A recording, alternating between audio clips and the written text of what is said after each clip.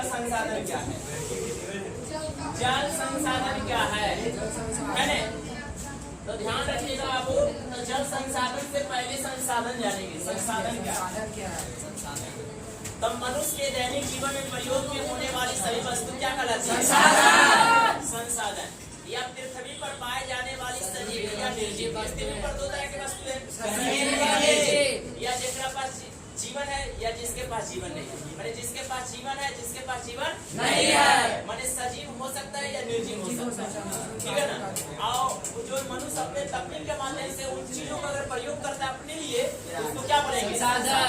माने पृथ्वी पर पाए जाने वाले सजीव और निर्जीव वस्तुएं जिसे मनुष्य अपने तकनीक के माध्यम से, अपने टेक्नोलॉजी के माध्यम से अपने लिए प्रयोग करता है, उसे क्या कहेंगे? संसाधन। या एक नॉर्मल परिभाषा है आपका संसाधन का कि आपके दैनिक जीवन में, दैनिक जीवन मतलब रोज दिन कुछ ना कुछ अगर वस्तु आपके लिए प्रयोग में आ रहा है, काम में आ रहा है, तो उसको संसाधन बोलते हैं। कोई भी वस्तु हो, है ना, वस्त्र से लेकर के खाना तक, ठीक है ना।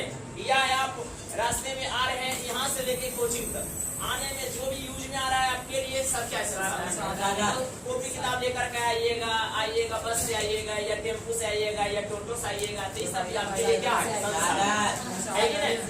तो सब कुछ ना कुछ वस्तु आपके लिए काम में आ रहा है, आपके हित में, आपके काम के लिए वो चीज है, तो क्या है? संसाधन। तो संसाधन समझिए अच्छा से।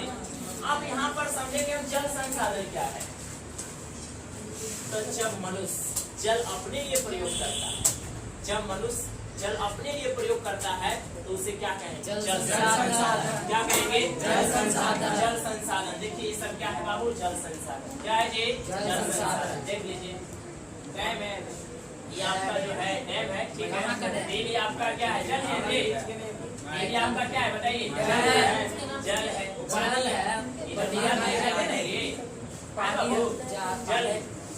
तो जल संसाधन कौन संसाधन है? जल संसाधन, ठीक है। देखिए जल संसाधन, ध्यान देंगे, जल का उपयोग मनुष्य के लगभग हर कार्यों में किया जाता है। मनुष्य के हर कार्यों में जल का प्रयोग किया जाता है। चाहे आप स्नान कीजिए, चाहे आप खाना बनाई कीजिए, मैंने सिंचाई कीजिए, ठीक है ना, खाना बनाइए, खाना बनाइए, मैंने और काम कर सकते हैं, ठीक है ना। तो दैनिक जीवन में काम तो जल संसाधन का उपयोग मनुष्य के हर काम में, बहुत सारे कामों में उपयोग में किया जाता है, इसलिए इसे जल संसाधन कहा जाता है। बाबू ये स्रोत के आधार पर, स्रोत का मतलब क्या? यहाँ पर एक शब्द आया है स्रोत। स्रोत का मतलब जल कहाँ से निकलता है? जल का सोर्स क्या है? भगवान से आता है जल का सोर्स, जल भगवान देते हैं। बारिश के द्वारा। स्रोत का मतलब होता है जल कहाँ से निकलता है? जल कहाँ से निकलता है? के अंदर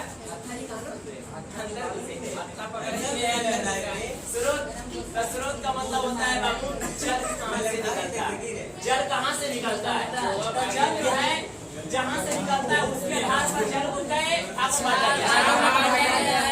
जल है। उसके लिए चार भाग है। पहला भाग है भूपृष्ठीय जल, भूपृष्ठीय जल, दूसरा भूमिगत जल, तीसरा वायुमंडलीय जल, चौथा समुद्रीय जल। फिर से पहला कौन जल? भूपृष्ठीय जल, दूसरा भूमिगत जल, तीसरा वायुमंडलीय जल, चौथा समुद्रीय जल। हम यहीं पर आपका डिफाइन कर देते हैं भूपृष्ठीय। भूमि, पृष्ठीय मतलब पृष्ठ मतलब सतह, जमीन। भूमि के ऊपरी सतह पर पाए जाने वाले जल को भूपृष्ठीय जल कहेंगे। माने भूमि है, इस भूमि के ऊपरी सतह पर जो जल पाया जाता है उसको बोलेंगे भूपृष्ठीय जल। भूमिगत जल क्या है? भूमि के अंदर, भूमि के अंदर पाए जाने वाले जल को भूमिगत जल कहते हैं। वायुमंडलीय जल, तो इस वायुमंडल में जो वातावरण में पाए जाने वाले जल को वायुमंडलीय जल कहते हैं। वातावरण में पाया जाता है। जैसे आप पेप्सी लेते हैं, कोल्ड ड्रिंक लेते हैं, कोई भी तरह का कोल्ड ड्रिंक लेते हैं, तो देखते हैं कि ठंडा ठंडा निकलता होगा, लेकिन जैसे ही रखेंगे आप या गिलास में आप जैसे ही डालते होंगे तो उसके चारों तरफ देखते होंगे बूंदा बूंदा आ जाता है गिलास के चारों। तो वो कहाँ से आया? उच्छेद था गिलास? नहीं, क्योंकि वायुमंडल में वो जल पाया जाता है इसी की वजह से। ठीक है, तो वायुमंडलों में पाए जाने वाले जल को वायुमंडलीय जल कहेंगे। अब महासागरीय तो महासागरों में पाए जाने वाले जल को महासागरीय। आसान है कि नहीं? आसान हो जाएगा। फिर भूपृष्ठीय जल, भूमि के ऊपरी सतह पर पाए जाने वाले जल को भूपृष्ठीय जल। अगला भूमिगत जल, भूमि के निचली सतह में, भूमि के आंतरिक सतह में, भूमि के अंदर पाए जाने वाले जल को भूमिगत जल। एग्जाम्पल में आ जाएगा, इसका आ जाएगा जैसे चापाकल के माध्यम से, समरसेबुल के माध्यम से निकालते हैं कुआं आ जाएगा, भूमिगत में आ जाएगा। ठीक है, अब भूपृष्ठीय में आ जाएगा नदी तालाब झील झरना, ये सब क्या आ जाएगा? ये आपका आ जाएगा भूपृष्ठीय आ जाएगा। वायुमंडलीय जल में आ जाएगा, वायुमंडलों में पाया जाता है। महासागरीय जो महासागरों में पाया जाता है। चलिए देखते हैं भूपृष्ठीय जल। देखिए ये आपका भूपृष्ठीय जल कितना अच्छा लग रहा है, नहाने में मजा आएगा। निकाल एक बार घुसिएगा, दोबारा निकलने में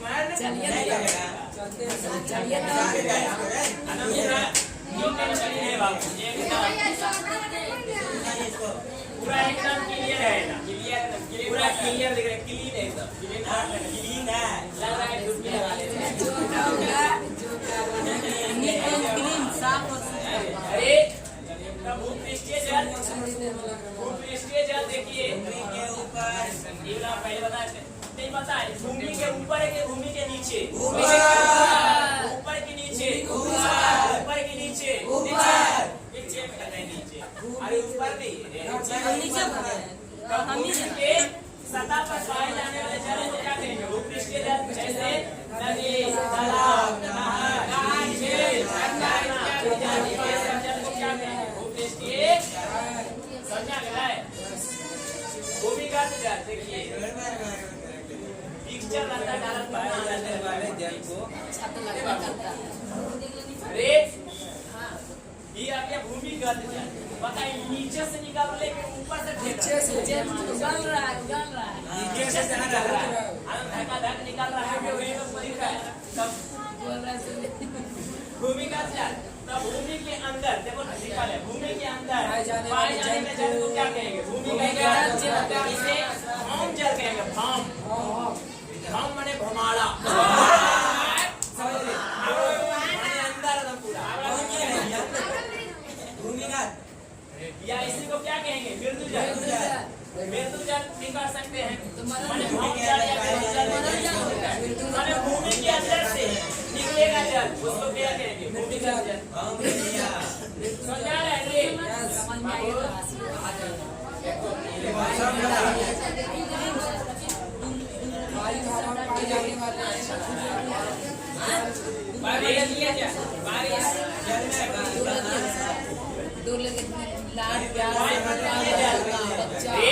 वायुमंडलीय जल, तो वायुमंडलों में, हवा में, ये सब हवा में है, ये सब हवा में दिख रहा है सब।